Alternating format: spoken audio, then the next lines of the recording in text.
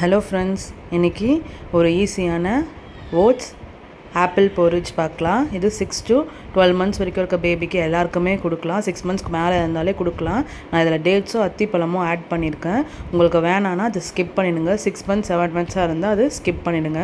இப்போ எப்படி செய்கிறதுன்னு பார்க்கலாம். ஒரு ஃப்ரெஷ்ஷான ஆப்பிள் எடுத்துக்கிட்டு நல்லா ஸ்கின் ஃபுல்லாக பீல் பண்ணிவிட்டு ஒரு ஆஃப் ஆப்பிள் மட்டும்தான் நான் எடுத்துக்கிறேன். ஆஃப் ஆப்பிள் எடுத்து நல்லா கட் பண்ணி அதை ஒரு மிக்ஸி ஜாரில் சேர்த்துக்கிறோம். நான் 1 மணி நேரத்துக்கு முன்னாடியே சுடு தண்ணியில் ஒரே ஒரு டேட்ஸும் ஒரே ஒரு அத்திப்பழமும் ஊற வச்சுருக்கேன்.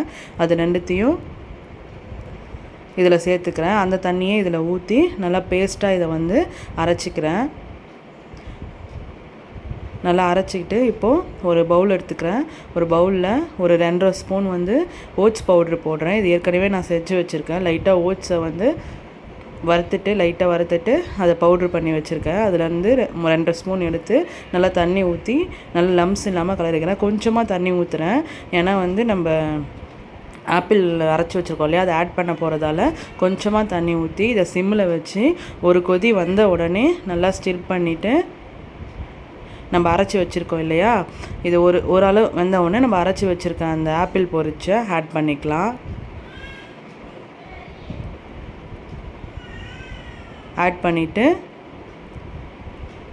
நல்லா லம்ஸ் இல்லாமல் கலரி விட்டுடலாம்.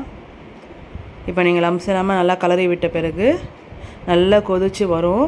நல்லா கொதித்து வந்த உடனே நீங்கள் அந்த நல்ல ஒரு திக்கான கன்சிஸ்டன்சி பாப்பாவுக்கு ஊட்டுற அளவுக்கு வந்தவுடனே நீங்கள் ஆஃப் பண்ணிடலாம்.